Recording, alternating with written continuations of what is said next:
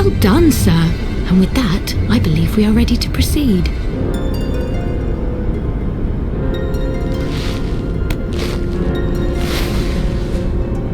Let us be about our business then. The next patrol may not be so credulous.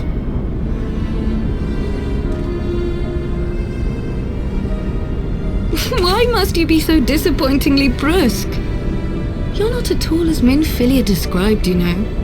I don't think you've favoured me with so much as a single compliment since we set out. Tell me, did your time in the wilderness sap you of all your charm? Or are you holding it in reserve for your beloved? This is neither the time nor the place. Well, call me old-fashioned, but when I'm risking life and limb infiltrating an Imperial castrum, I like to be sure of my comrades' motivations.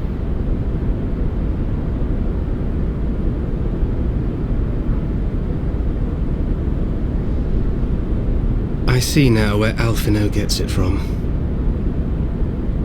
Minfilia is dear to me, it is true, but not in the way you think. 15 years passed, when she was still but a child. There was an incident at a parade. A Gubu broke free of its fetters and ran amok through the streets of Ul'dah. Had I been more attentive, I could have prevented it. But I was distracted, and her father was killed.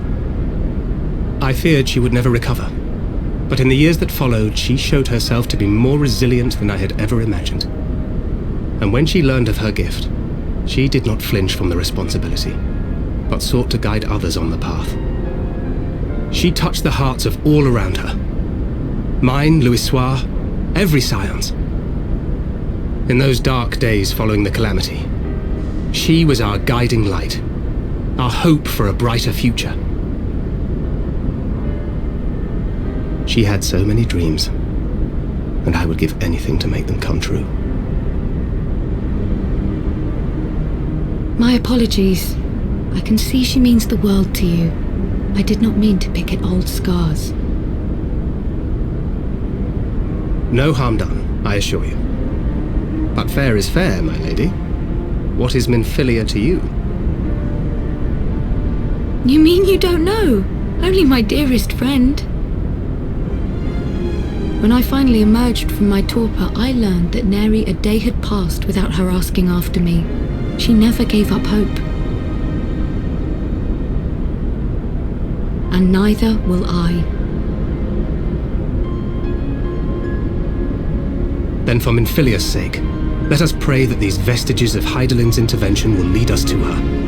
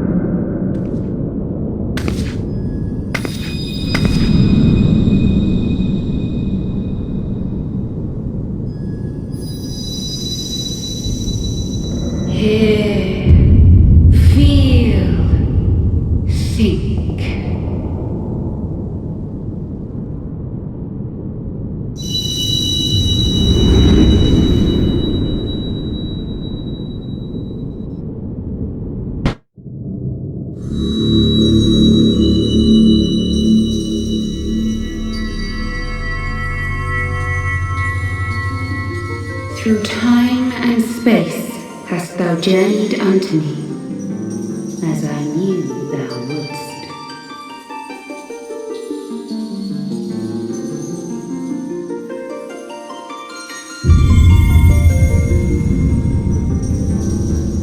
We are the word of the Mother.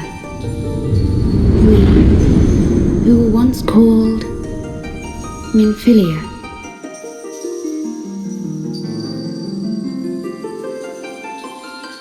Much time hath passed for thee since the bloody banquet, since I hearkened to her word.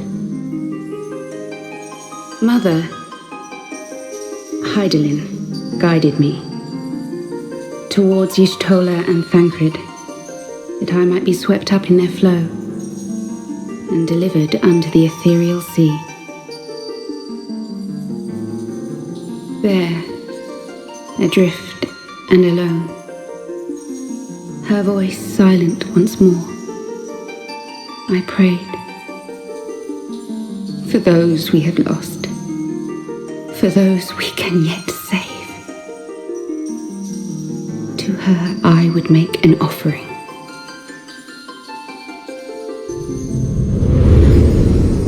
We speak now with one voice, one will, one word. Unto thee we bequeath the most precious of gifts, the truth which lieth at the heart of this world. Thus do we beseech thee once more. Hear, feel, think.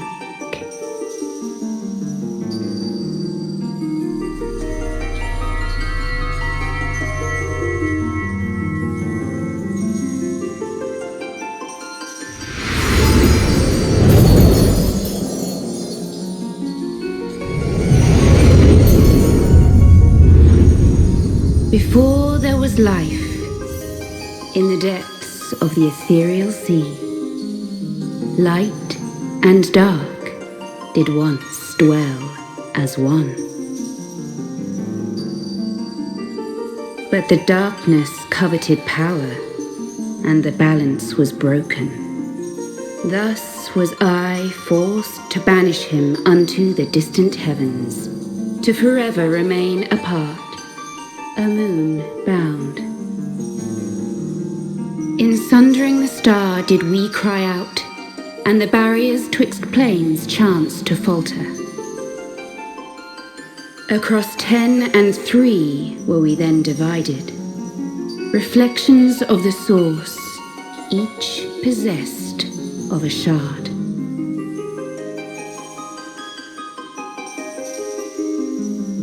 Zodiac longeth to be made whole. For his restoration, for his resurrection, his servants labor without cease. They seek to tear down the barriers which surround the source. Thus do they rejoice in their ardor, in your calamities, for each marks a rejoining.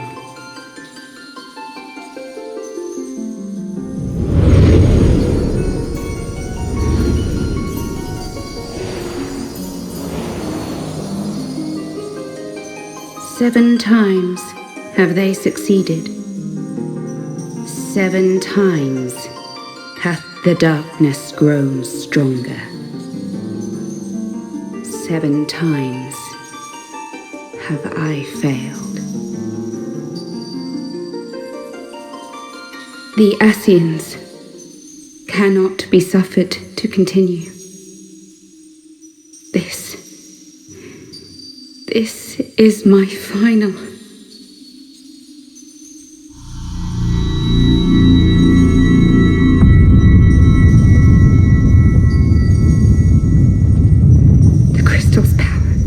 is all but spent.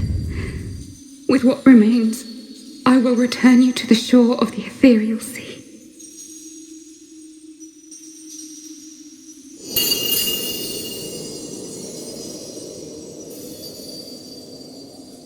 Blessed children, go forth and seek. Seek.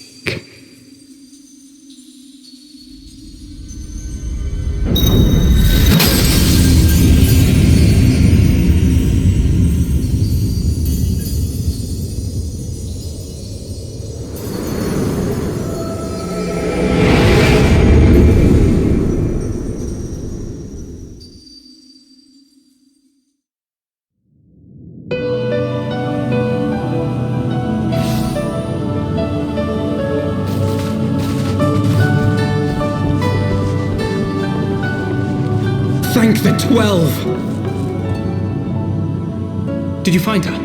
Did you find Minfilia?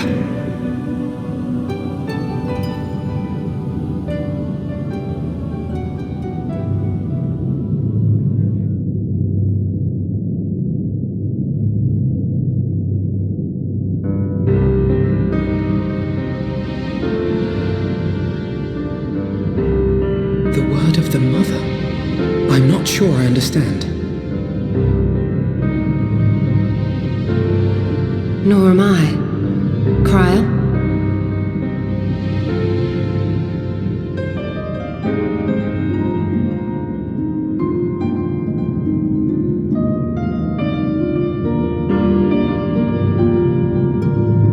As unbelievable as it sounds, I see no reason to doubt her. The word's tale. No one was more sensitive to the will of Hydaelyn than Minfilia. And if Hydaelyn has grown so weak that she can barely make herself heard, it is not hard to see why Minfilia, having joined with her, might struggle to maintain her own form. What? Why would she need to maintain her own form? Are you saying she's gone?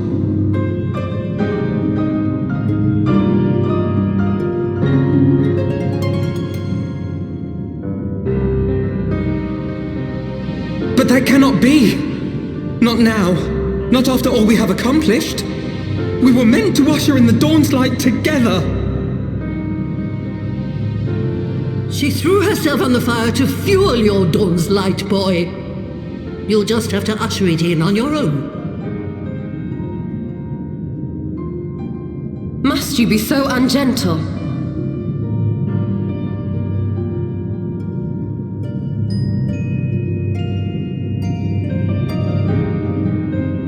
Tell me about the Scions, boy. The Scions of the Seventh Dawn lay before Eorzea's salvation. Whenever the realm is threatened, be it by Primal, Ascian, Garlean, or any other, we take up arms in her defense, that all in Eorzea may live to see a brighter tomorrow. And that's very noble of you. But in chasing after these lofty goals of yours, you seem to have lost sight of some basic truths. To win a war, you must be willing to do whatever it takes. To fight, to kill, and if necessary, to die. The path you've chosen is paved with the dead. Walk it with your eyes open, or not at all.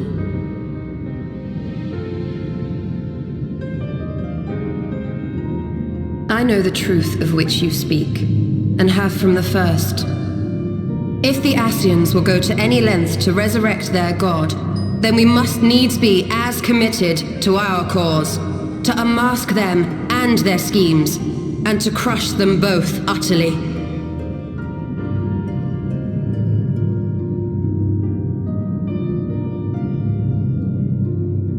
Come, there is much to be done.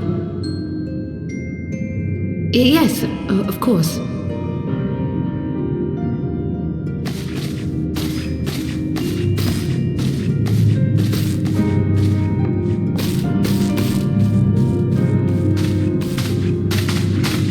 Thancred, wait!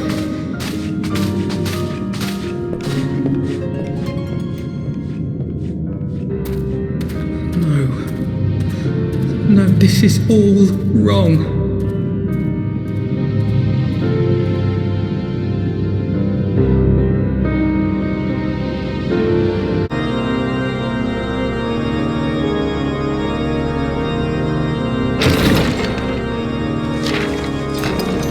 Pleasure to see you again, my friend. I take it you received our invitation. Good, good. You of all people should be present.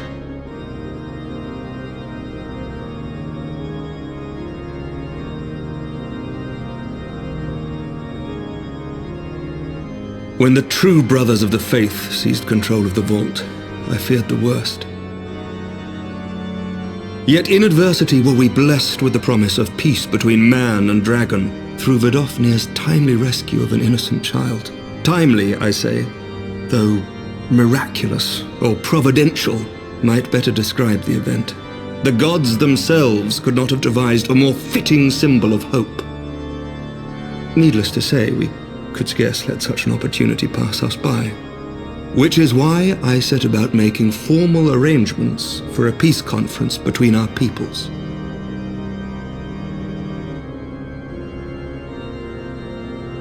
You and yours have done more to bring us together than any, and it is only right that you attend. But I confess that is not the only reason I would be glad to have you there. Given Nidhogg's implacable opposition to the peace, it is possible that he and his followers may attempt to disrupt proceedings, in which event your presence would be a comfort to all in attendance. Pray understand, I have no wish to invite the worm's ire, but if our fractured nation is to heal, if we are to move forward as a people united, then we must do whatever is necessary to bring about lasting change.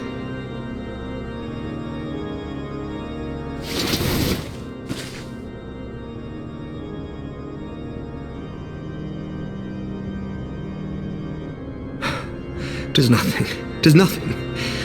Lucia cautioned me against giving vent to my passions, lest my wounds reopen. It has not been easy reaching out to our opponents in Ishgard, many of whom sympathized with the actions of the true brothers. But in so doing, we have limited the influence of the zealots. The people are ready, my friend. This conference must go ahead."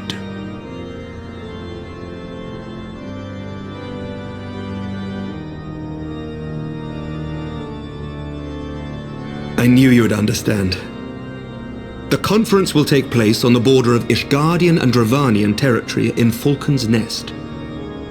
Lucia is there seeing to the final preparations even as we speak. Pray join her at your earliest convenience. It would not do for the guest of honor to arrive late, after all.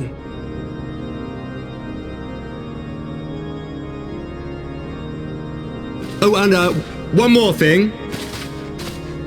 A drink! We should make time for one. Once the conference is concluded, I mean. By my reckoning, 'tis long overdue.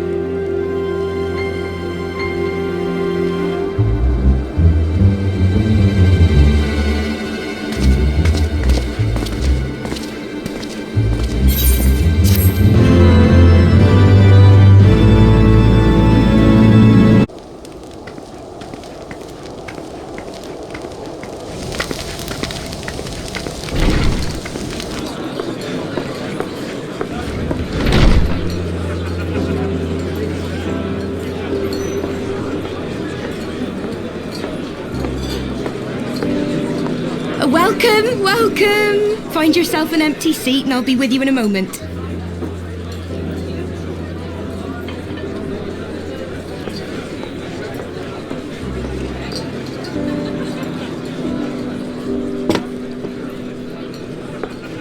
Cold out, isn't it?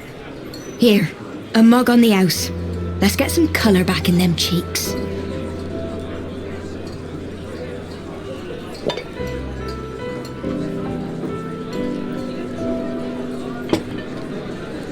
Freed food will be a bit longer than usual. We've got a lot of hungry folk to feed, what with the conference and all.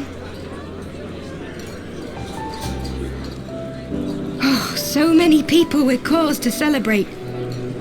To think there could be peace in our time, after all them years of fighting.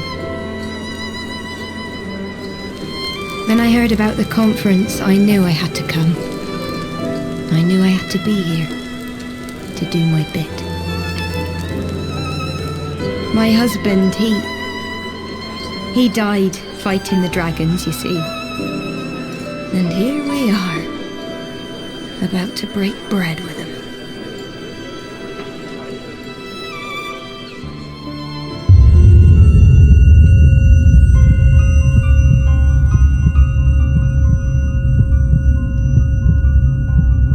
You were right, mother. You look tired. Reckon you could do with a good long rest. After all you've done, I'd say you've earned it.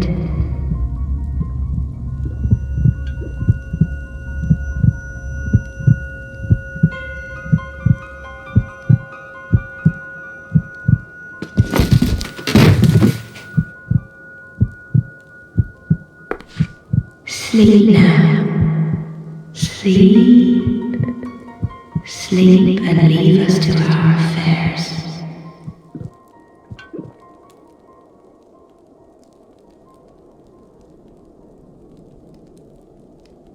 This was never your fight.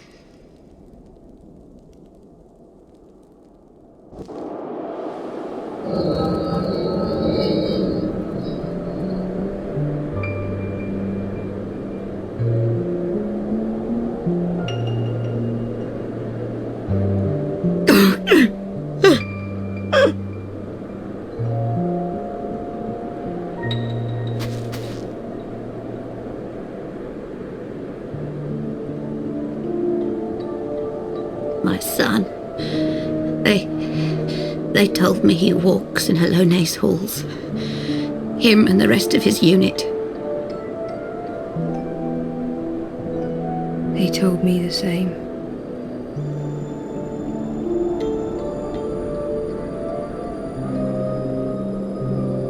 I expect they think it's comforting. Every time I come, I cry. I cannot bear to remember, but to forget would be 1,000 times worse. Yet that is what they would have us do. Accept this truth for the sake of peace. Bury the past and look to the future. But he was my future, my flesh and blood, my heart.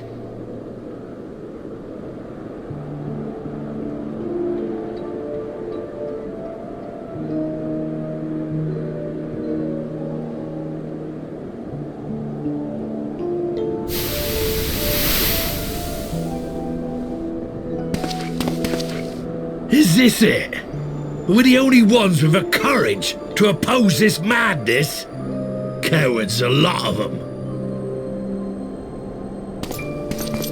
They think only of the prize, of the peace Sir Emmerich promises them. They know in their hearts it's a lie, but they go along with it anyway, desperate fools. But not I. Not I! I see the worm that killed my brother in my dreams every night, and I will not rest until he lies broken at my feet. Him and every last one of his accursed kin. All this nonsense about Kings of Eld, as if I care what they did or didn't do, makes no difference to me and mine. Have the dragons sued for peace in 1,000 years? Are they bollocks? It's a bloody ruse is what it is, and Sir Emmerich and the rest of them bloody fallen for it. But what can we do? They believe, and naught we can say will ever change their minds. Whether we like it or not, man and dragon will come together at Vulcan's Nest, and all will be forgiven. Forgiven and forgotten.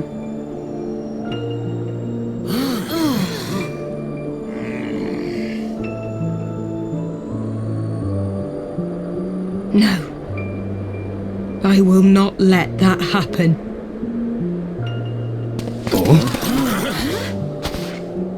They will remember the true face of the enemy.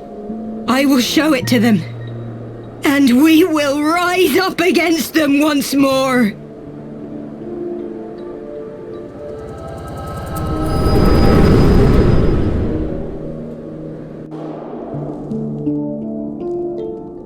Hey! Hey! This is no time for napping.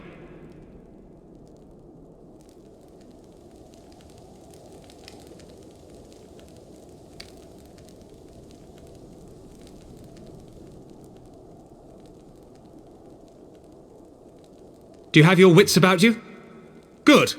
Come with me. We have a crisis on our hands.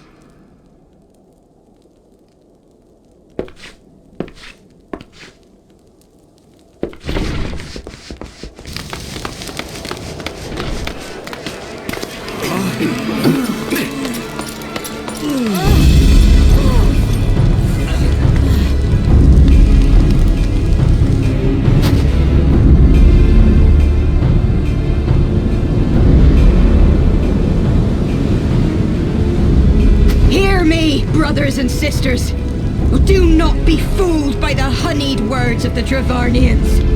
The peace they promise is but a prelude to slaughter.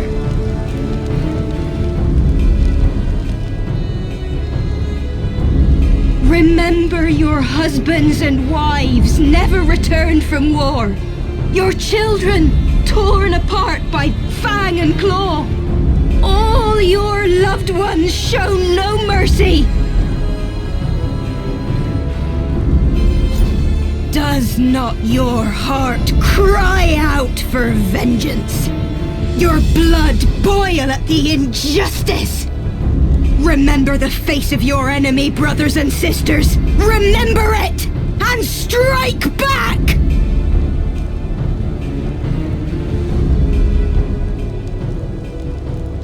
You there! Don't just stand around gawping! Do something, man! Stop her! Yes, my lord.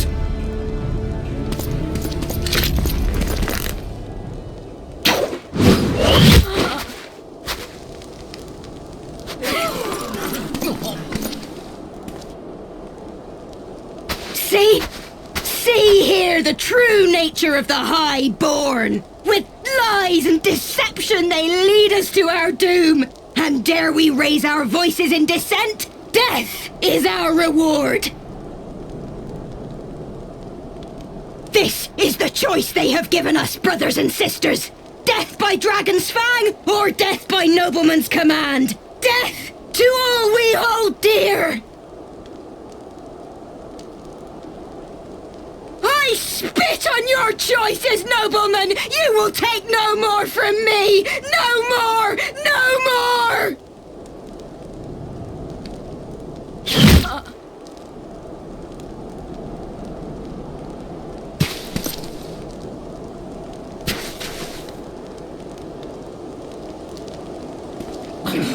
What have you done? I only did as you ordered, my lord.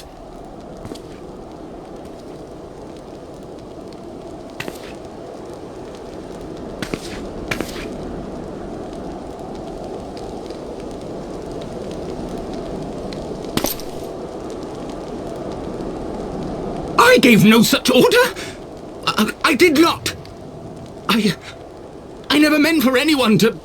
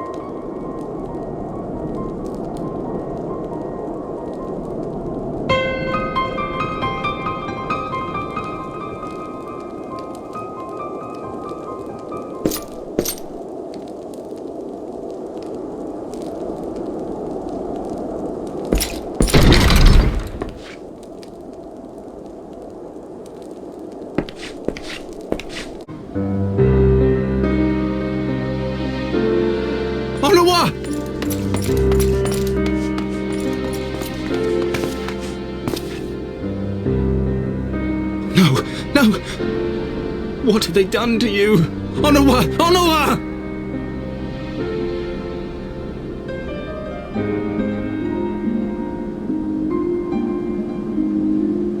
Is that you, my lord? You seem rather flustered.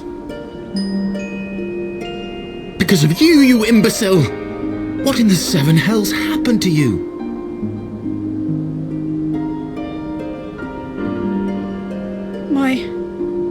My apologies.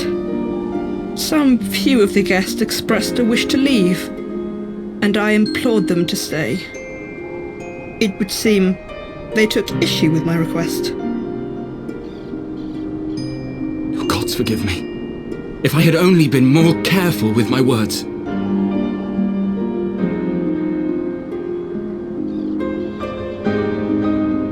Do not blame yourself, my lord. I know that you and your brother have Ishgard's best interests at heart. That poor woman.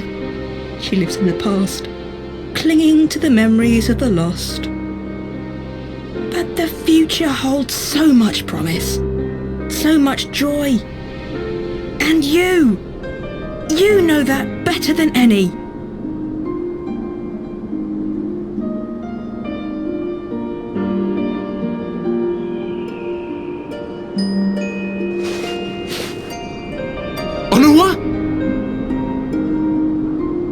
Calm yourself. The boy will live. But it's imperative we get him inside and into the care of Akira Gin without delay.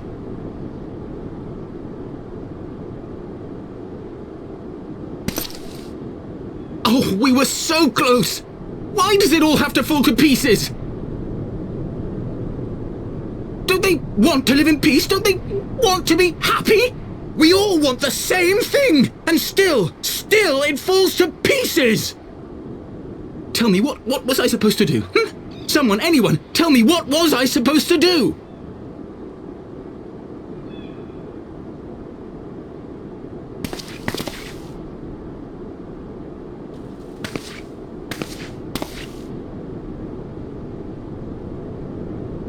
Stop looking to others. You make your choice and you live with the consequences.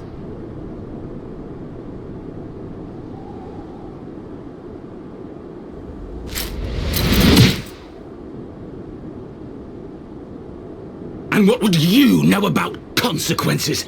You who always know just what to say and just what to do. Your every deed is greeted with a round of applause.